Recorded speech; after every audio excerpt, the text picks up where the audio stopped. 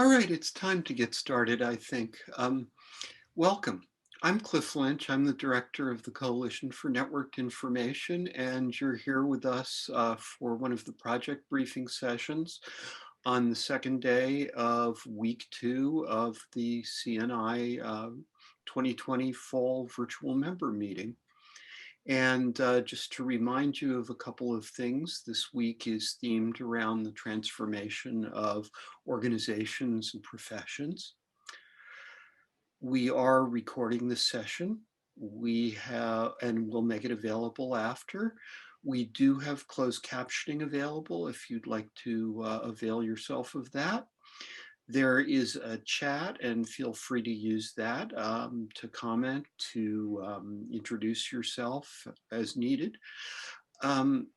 We also have a Q&A tool on the bottom of the screen. I invite you to queue up questions at any time. We'll take all the questions at the end of the presentation, and Diane Goldenberg-Hart from CNI will moderate that Q&A session. But as I say, feel free to queue up questions at any point during the presentation as they occur to you. Finally, I'll just remind you that starting with week 2 of this virtual fall meeting, we are making available not just synchronous sessions, but also a few pre-recorded videos. So please have a look at those when you have time.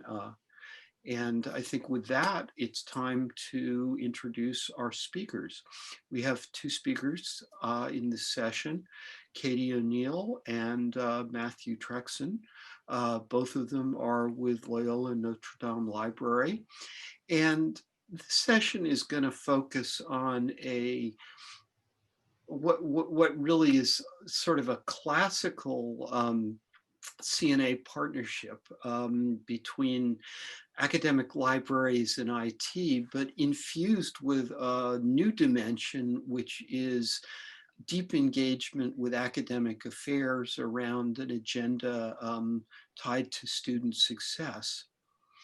And I think with that frame, I will just welcome you all. Thank Katy and Matthew for agreeing to do this presentation, and pass it over to Katy.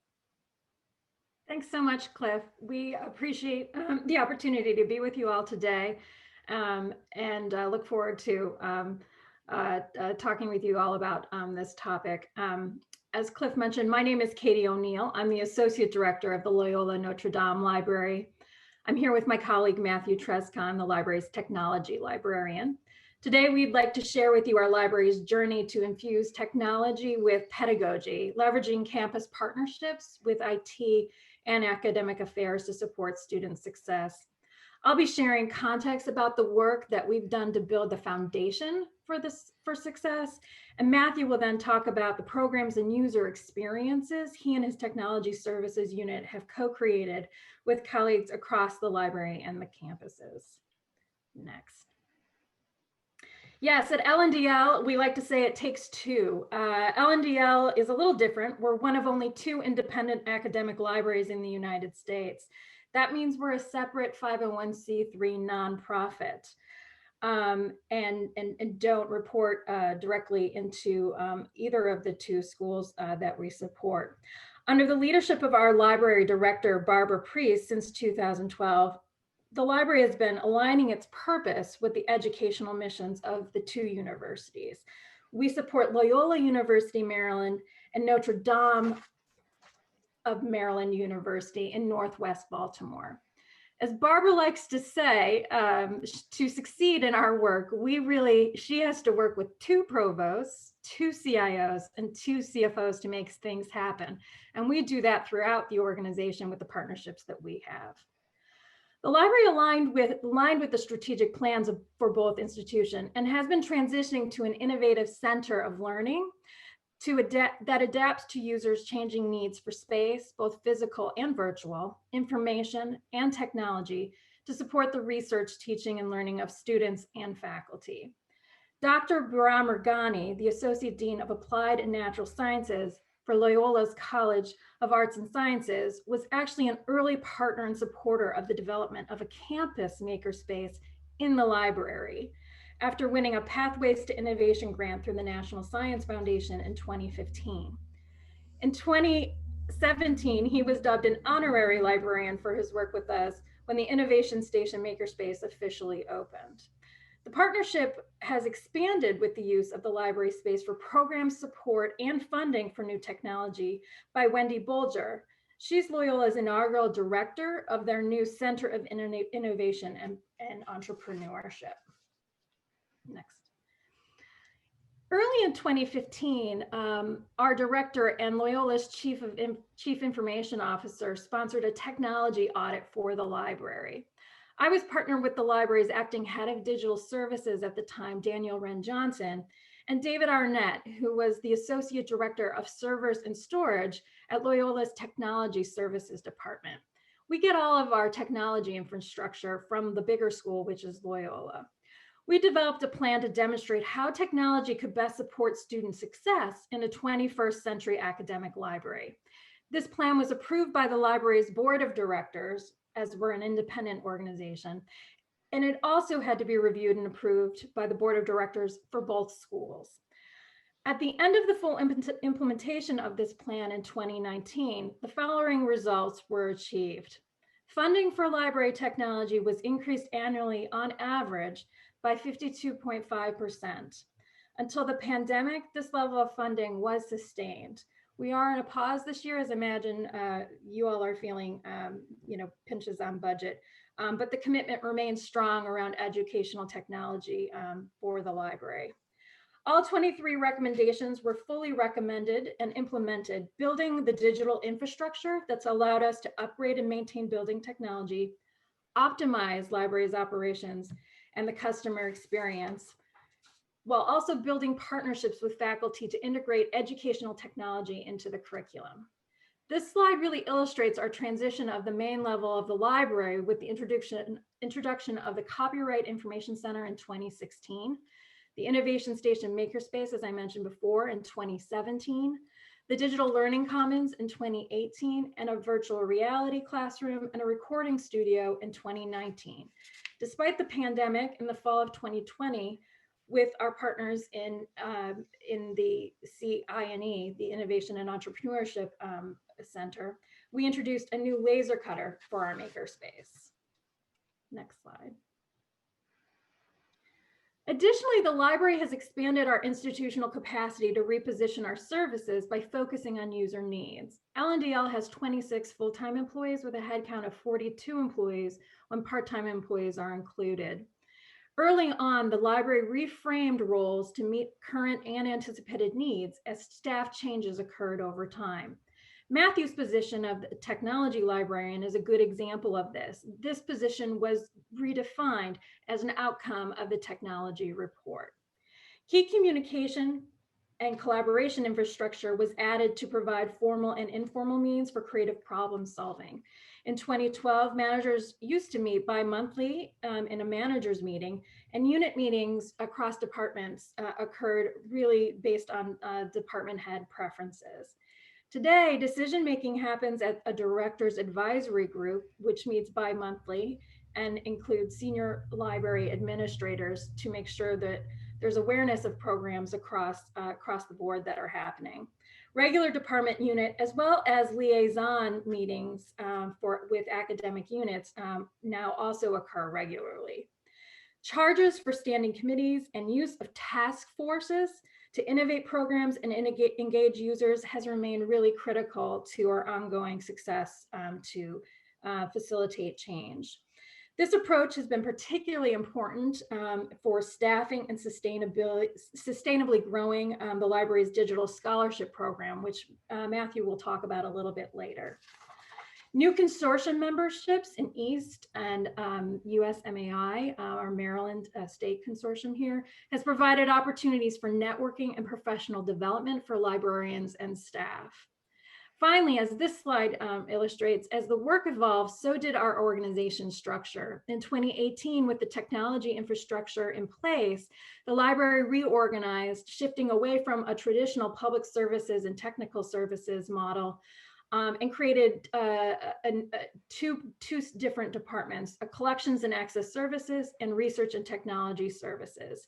This placed our technology services unit with our research and instruction librarians to really maximize the breadth of programming that we could allow to partner with academic affairs.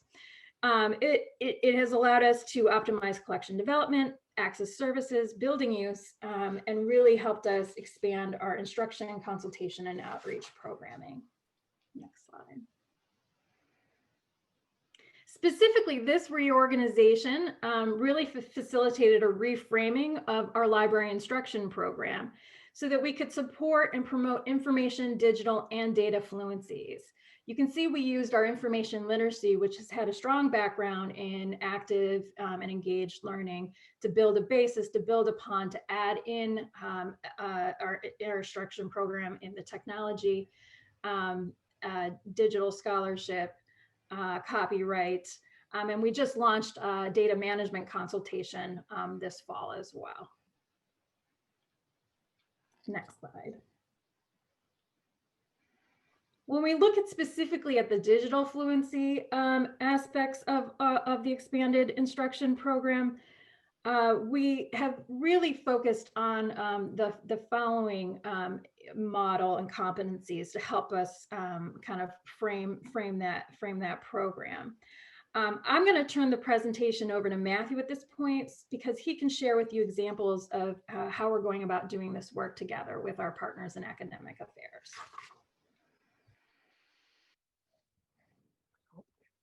The Loyola Notre Dame Library has provided digital scholarship support in some capacity for several years. However, until recently, the support was generally ad hoc. In FY20, the library completed a digital scholarship program review. And in this, we evaluated the current state of digital scholarship at the library, benchmarked against peer institutions, and developed a set of best practices, and also established procedures and website language. Key to this work was formalizing the life cycle assessment of our digital scholarship program. This included an intake interview / form and a 3-year review process. In this way, we help set expectations and manage our capacity. Skills include collections and development, project management, web technology and programming, online training, and we work with existing staff members, myself included, to find ideas and interests and skills that leverage our interest level and excitement, and partner with the university's faculty members in ways that are standard traditional things like Omega versus other things like working with APIs to analyze citation, analyze web, analyze news analysis.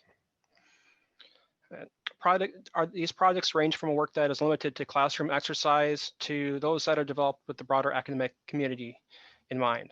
One such product has been the Women's Literary Club of Baltimore, which was a multi-year project that includes several semesters of classroom scholarship.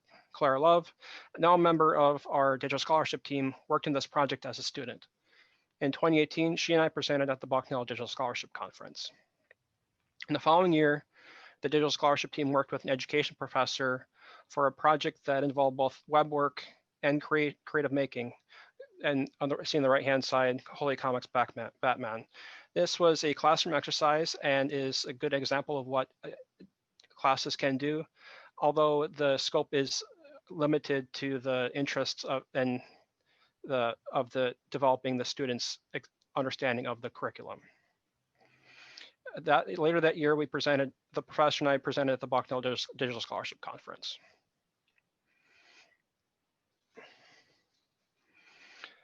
We continue to partner with academics and academic affairs, faculty, and other units across both campuses that support the research, teaching, and learning of the two universities.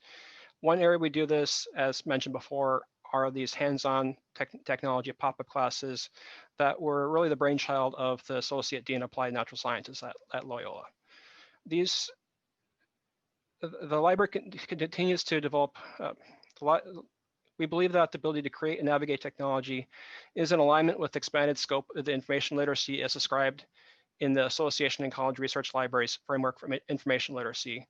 and works towards answering the need for digital fluency, which the Horizon report considers a significant challenge.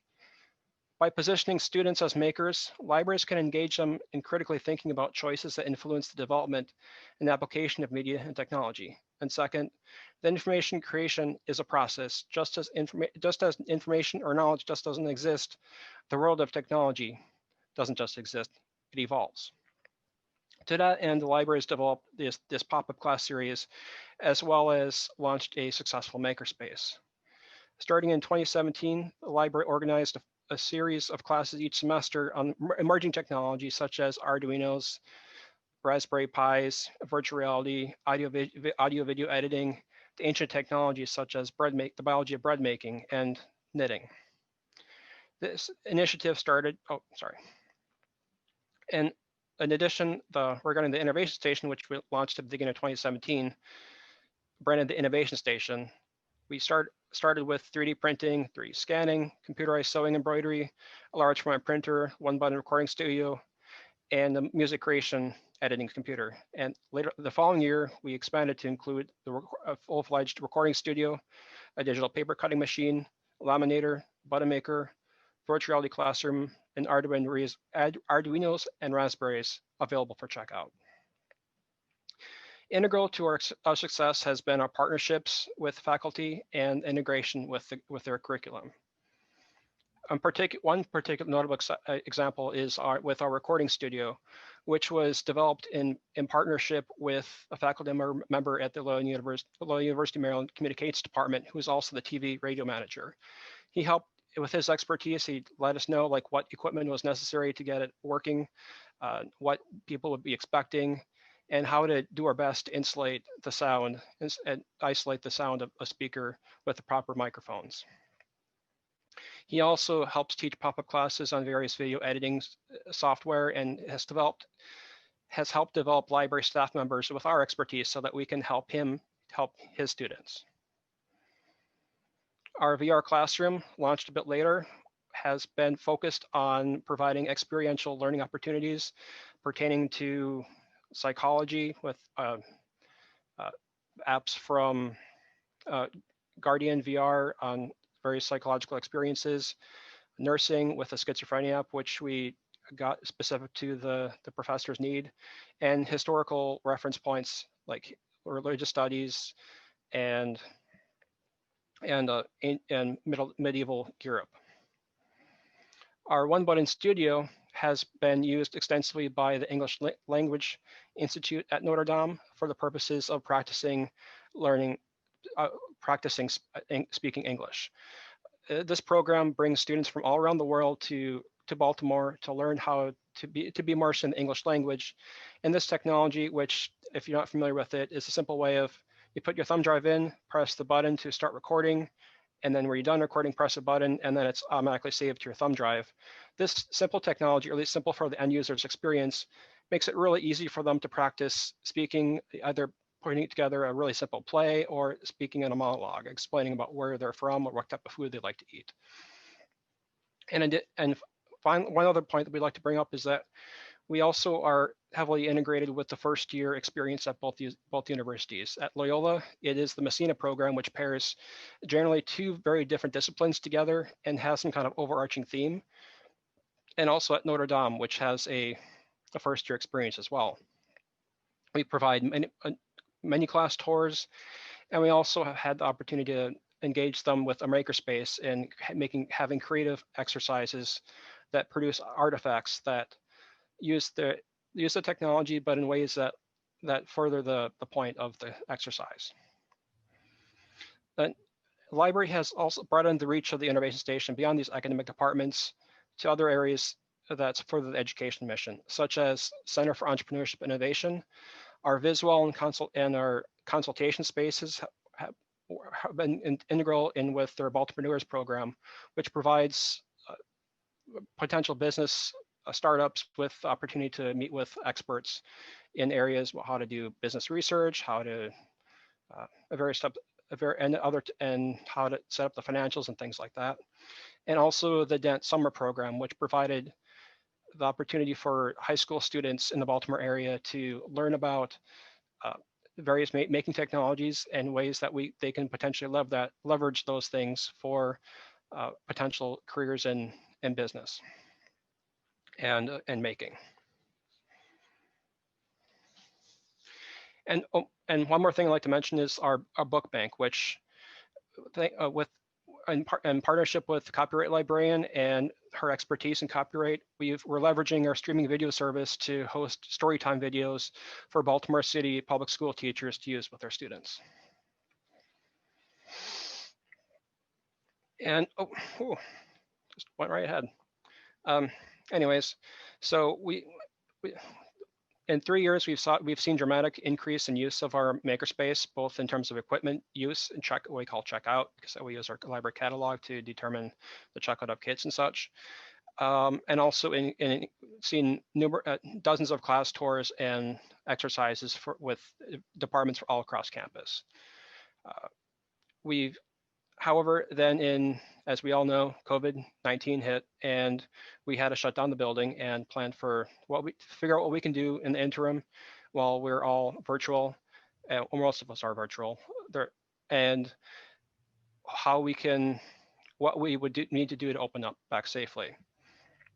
The Technology Services Department modified its services in order to follow university guidelines from Loyola and Notre Dame and best practices that are derived from ALA, our consortium, and peer institutions. These modifications limit the need for face-to-face interaction, encourage social distancing, promote virtual services, and facilitate the cleaning of touch points. While we're working virtually, we figured out what we can do remotely, and one of the things we did was to mail packets to a Messina class, a couple of Messina classes, the first year class at Loyola, and where we provided them with the equipment necessary to experiment with paper circuits, with conductive tape, LED, and such. And we have also taught classes that help students remotely with the virtual makerspace, such as things that can be installed on their computer, like open source podcasting technology or audio editing like Audacity, and also mapping technology such as story maps. And an important note is that when we're planning for how to open it back up, both in the fall and possibly the spring, we're thinking about how to work from not just get through this and provide educational services and media, but how we can do those things in ways that improve the experience of the university's students and faculty over in the future. Some of these things include developing a virtual tour of the makerspace, virtual tour of the library, provide virtual training, and also provide virtual support. And with the virtual support, we have two levels. One is that we've partnered with the research instruction librarians library chat service to be able to answer questions pertaining to technology. And the second level is that we are available for video training at a distance using our Zoom cart stationed in the makerspace. So this way, with a Zoom cart, we can provide in detailed support at a distance over an extended period of time without having to worry about contact tracing or potential infection. But also, this is something that we could leverage in the future for after-hour support. So that way we can provide this kind of training at a distance, say at 8 o'clock at night, when we're generally not working. But we can flex our time and figure out how to do that. In addition, we also have the opportunity to discuss with faculty members in higher level classes about how to design classes that leverage our technology, such as 3D design and development for the communications department, and also VR and XR development for nursing. Another way that the library has supported, we're running low on time, wow, has been to produce PPE for the universities. We partnered with OpenWorks to produce 540 face shields for them to deliver to healthcare workers. And we've also shifted towards production for the university to make completed face shields. And this work was featured in EdTech Magazine, a local business journal, and also the student newspaper. And finally, we support student success through creative partnerships, working with the student clubs such as robotics, providing space for them, and also providing opportunity for them to teach pop-up classes on how to work Arduinos. And they develop their own curriculum, they develop their own training procedures, and also the Society of Women Engineers. We also work with the departments, computer science, data science, and engineering on their senior capstone project, where we provide them with the opportunity to, where we serve as client for them to think through these creative problems that we pose, such as like how do you do a dry erase word usage system or meeting room availability, and also artificial intelligence, where we provided them with privacy restricted search library chats to analyze how identify sentiment and clustering for a data science. And these students have gone on to be partners in the university to do well in higher. I've received some feedback from them.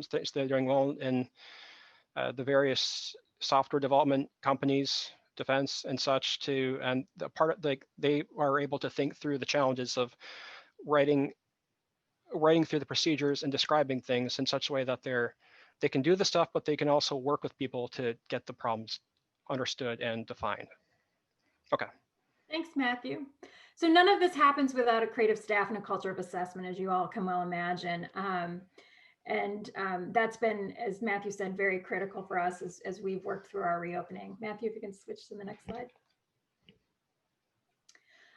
We also realize that all of this happens and you need to make sure we're understanding the impact that this is having. In addition to a library impact dashboard, we're currently working with colleagues in academic affairs to define and demonstrate student success for the overall new instruction program that I mentioned earlier. We've crosswalked the ACRL information literacy framework with the AACU values rubric that's used by both of our schools for accreditation purposes. This slide shows you where our instruction program and the work Matthew described earlier supports the rubric by learning outcome and discipline. And this fall, we're actually piloting a common assessment tool across all programs. Next slide. And finally, a common question we often get is, how do you get started? LNDL has learned that it's about starting the conversation and keeping it going while remaining open to new ideas and partnership as they emerge. At LNDL, outreach was prioritized early on from all areas of the library. The library's liaison program was redesigned quite early on.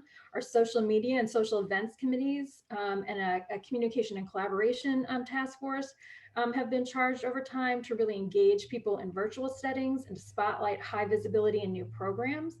And in 2018, a staff member was promoted to a reframed outreach and engagement librarian position to expand our reach. Last slide, Matthew. And so ultimately, we are still working to find the best ways to connect with both campuses to share how the library can best support faculty and students. This work is I imagine is true in all of your organizations, is never done. Matthew and I want to thank you for your time this afternoon, and we'd be happy to take any questions now or any follow-up after the session via email. Thank you all. Thank you, Katie and Matthew, for that wonderful presentation. It's great to hear of all the interesting things that you are doing there in Baltimore, and really interesting stuff going on. The floor is now open for questions, so please feel free to type your questions into the Q&A box, and our speakers will field them now. While we're waiting for people to think about that, I did want to follow up, Katy, on the transition in the library to this new alignment. It must have, I mean, you did talk about the staff adjustments, some of the realignment of the staffing. And I was wondering if you could talk a little bit more about that. I'm sure that was a big undertaking. You know, what was involved? How did it go? What were some of your takeaways from that? Sure. Interestingly enough, I think the reorganization we did in the middle, where I described kind of moving us to that halfway point, was probably the larger adjustment than the shift to the research, you know, combining the research and technology units together and that caused. And I think that's because we were still in the phase where we were we had a number of new positions, that as people retired, primarily, Mhm. right? You would take the opportunity to reframe positions, but also at that point in time, partnerships were still in early development, right, across the campuses. So understanding how to connect and how that work drove things. So I think that was a larger adjustment. I mean, for example, in that phase, we combined our reference desk with our circulation desk into that integrated desk. That was a big cultural change that was part of that mid, reorganization. And I think, we really used a task force from both units to explore it, define it, and they owned that transition. So again, it goes back to using those short-term task force with clear charges to help and make sure that there's collaborative involved teams in those processes to help us define the work so that there was more buy-in. I see. As we made those changes. So the other piece that we're still working on is communication and collaboration. It's one of those things you're never done, right? And so we, like I said, in the past year, we did a culture survey for our organization last year. We scored very high and very well. But an area of ongoing improvement, even though the scores were very, high around, it was communication and collaboration. So, we have a task force now that's looking at additional ways for us to continue to grow, in that area. But I think because we took an incremental starting small to work big is the way we like to think about it. I think Anne made sure that we weren't too far ahead of the campus, but it was very much tied to customer service, which was a strong ethos and value for all of the organization in the library. I can't say it wasn't without some pain and some disagreement, obviously, along the way, but it allowed us to evolve our organization over time. Sure. Okay, that's very helpful and really interesting. Thank you for elaborating on that.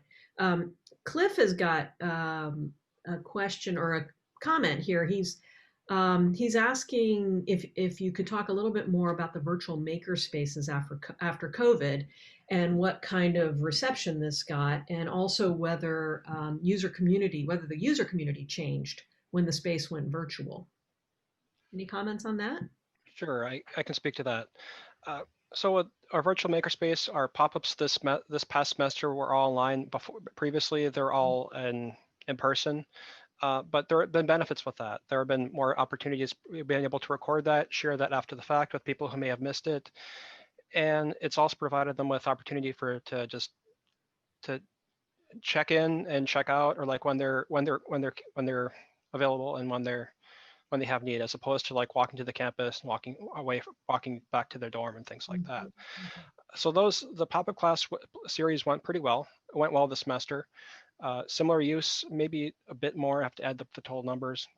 And regarding the support of the maker technology, our equipment is still available for use, although there are very few people on campus, so it hasn't been used that much. But we're focusing on how to provide these virtual trainings. The students that have gotten through the training, when they walk into the library and we set up the Zoom cart and they can work with one of my colleagues to be trained in the sewing machine and such, that has gone just as well as in person.